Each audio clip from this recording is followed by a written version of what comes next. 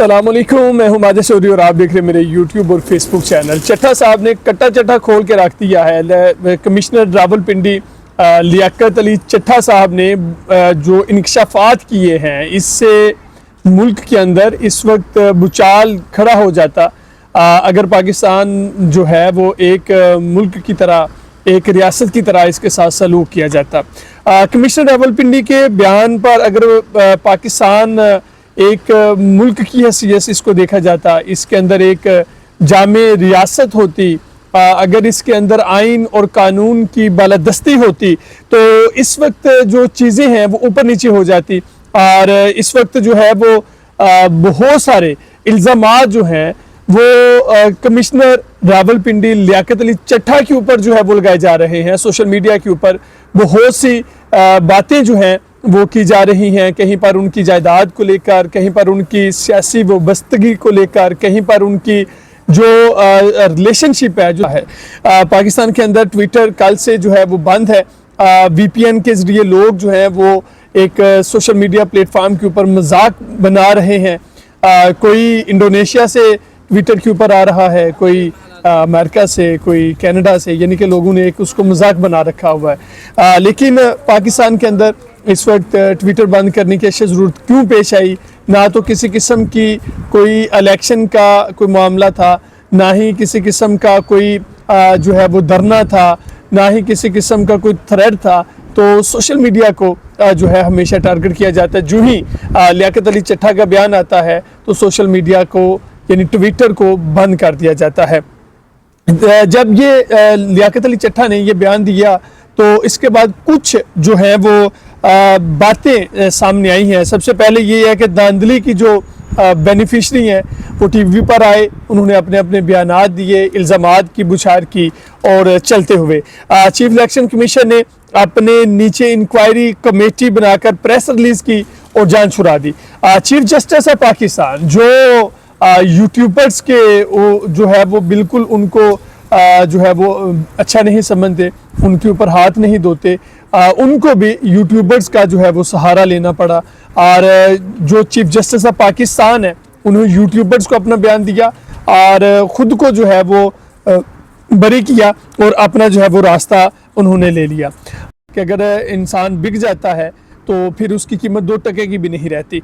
आपका ताल्लुक किसी भी जमात से हो, किसी भी जो है वो सियासी जमात से आपकी वाबस्तगी हो, सियासी इख्तलाफात को जो है वो हमेशा बालताक रखना चाहिए। आपको ये सच तस्लीम करना चाहिए कि लाहौर के एक नौजवान जिसका नाम अहमर भट्टी है, इसने पाकिस्तान के अंदर जो है वो शरीफ ख़ानदान को शिकस्त दी।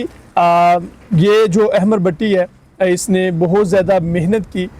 जो ये अहमर भट्टी है इसने जो है मुकाबले का इम्तिहान पास किया, एक अच्छी पोस्ट पर पहुंचा जहां पर वो अपना कैरियर उसका जो था वो रोशन था। वहां से उसने सियासत में आने का जो है वो इंतखाब किया।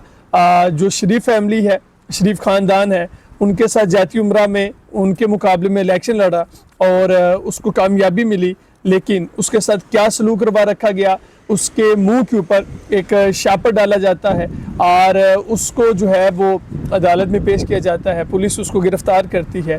तो यानी कि इसकी मिसाल ऐसे है कि जैसे किसी देहात के अंदर जब जो वडेरे होते हैं, जो चौधरी होते हैं, उनके मुकाबले में अगर कोई पढ़ा लिखा नौजवान आ जाता है, वो आकर अपना जो है वो मैंडेट पेश करता है, वो जो चौधरी होता है, जो जागीरदार होता है, उसको वो बेहतर नहीं लगता, उसको ये बिल्कुल अच्छा नहीं लगता कि उसके मुकाबले में कोई आकर खड़ा हो, तो वो उसको हटाने के लिए जो है वो हर हरबा इस्तेमाल करता है।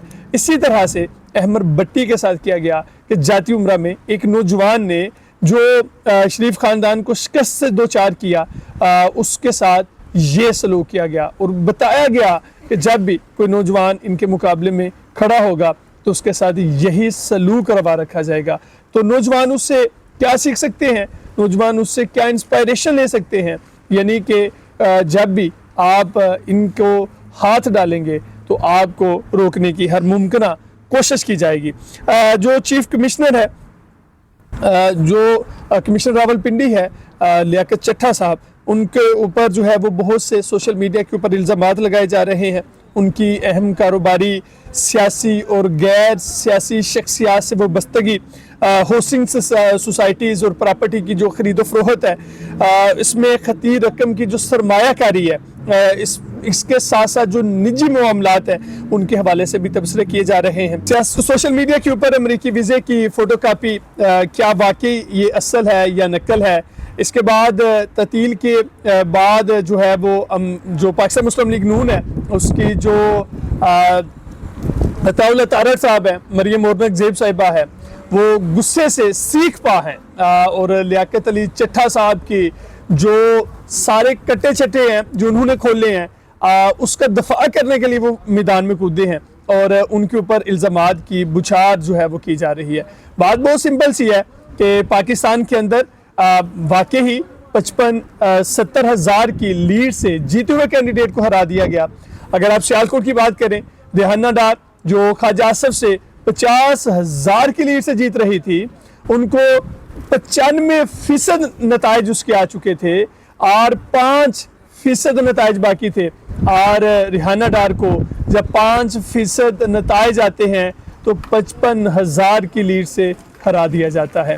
تو یہ لیاقت علی چٹھا صاحب نے جو راز افشاں کیے ہیں, وہ ابھی یہ چاہیے تو یہ تھا کہ یہ الیکشن سے پہلے یہ ہونا چاہیے تھا, لیکن جو ہے وہ اب بھی یہ ساری چیزیں منظر عام پر آئی ہیں, اور یہ حقیقت ہے کہ کس طرح سے نون لیگ نے یا نون لیگ کو کس طرح سے نوازا گیا ہے. اور 95% نتائج آتے ہیں, 50 ہزار کی لیڈ ہے اور 5% نتائج آتے ہیں, ان کو ہرا دیا جاتا ہے. تو یہ کہانی صرف اور صرف سیالکوٹ کی نہیں ہے. آپ پاکستان کے اگر کسی بھی حلقے سے دیکھ لیں, کسی بھی شہر سے دیکھ لیں, تو آپ کو اسی طرح سے زیادتی ہوتی ہوئی نظر آئے گی. تو پاکستان تحریک انصاف یعنی کہ اللہ حق ہے, سچ ہے, اور جو حق سچ پہ ہوتا ہے اس کے لیے اللہ جو ہے وہ ہمیشہ راستے کھولتا ہے.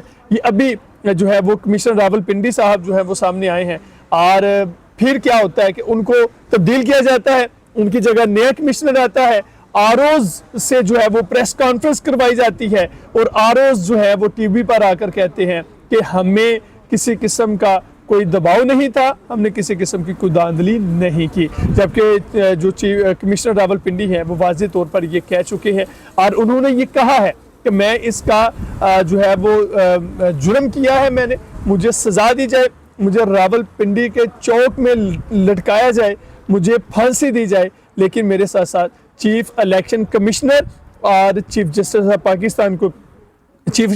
پاکستان کو بھی پھانسی دی جانی چاہیے.